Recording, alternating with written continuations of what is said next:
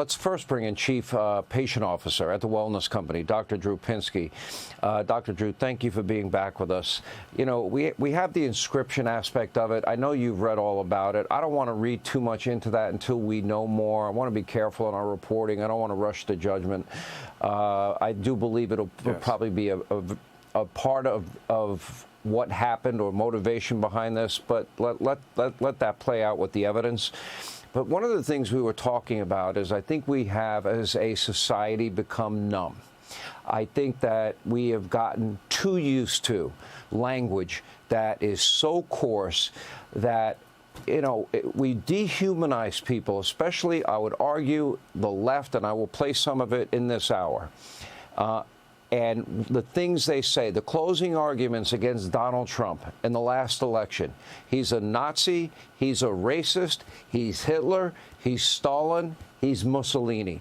That is the embodiment of evil. For many years during election cycles on this program, Dr. Drew, I keep telling everybody what the Democratic playbook. Republicans are racist, sexist, misogynist, homophobic, xenophobic, Islamophobic, transphobic. They want dirty air and water, and they want to kill grandma.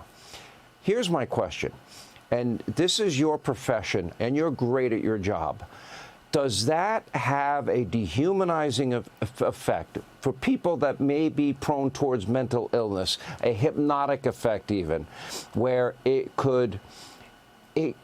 they might begin to believe these things that they hear day in and day out are true, and that ultimately, if they plan some type of violence, they even think they're doing God's will? Yes, there's even a word for this, or a formal name for it, called stochastic terrorism. Stochastic terrorism is the chronic use of outrageous implications against other people, epithets that cause people to believe that they are true, and lone wolves become motivated. It's called stochastic terrorism. And just think about it this way. If President Trump is Hitler, well, then any patriot should be interested in taking out Hitler. And if Hitler's henchmen are around him, then they too should be assailed, because any patriot would want to do that. That's how outrageous this stochastic terrorism is. And at the same time as they're doing that, they're literally turning people into cartoon characters and dehumanizing them.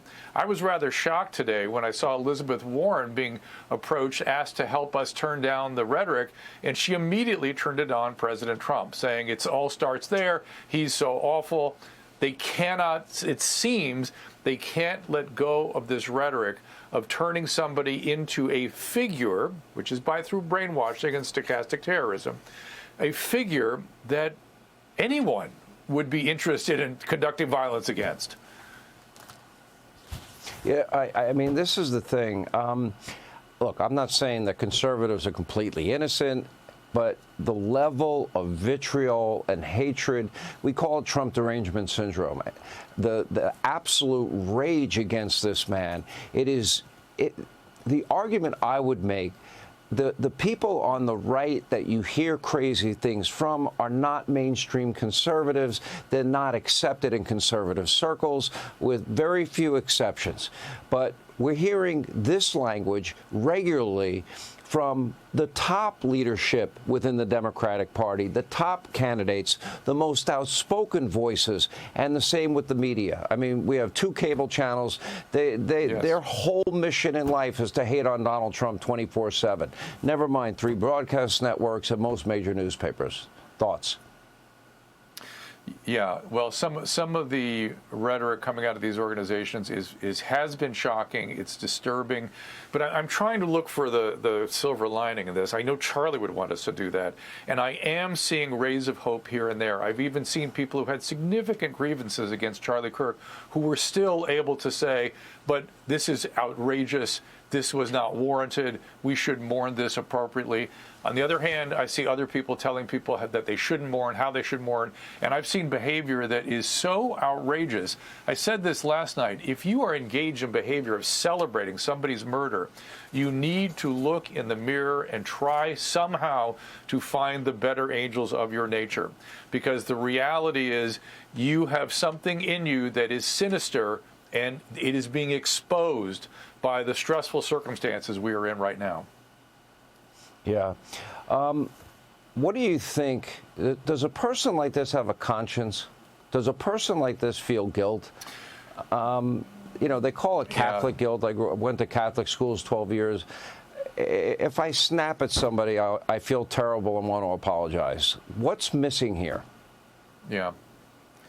Well, you're asking a super complicated question, and I really can't answer it accurately, except to say there are some interesting features of this particular case, if indeed that is the perpetrator.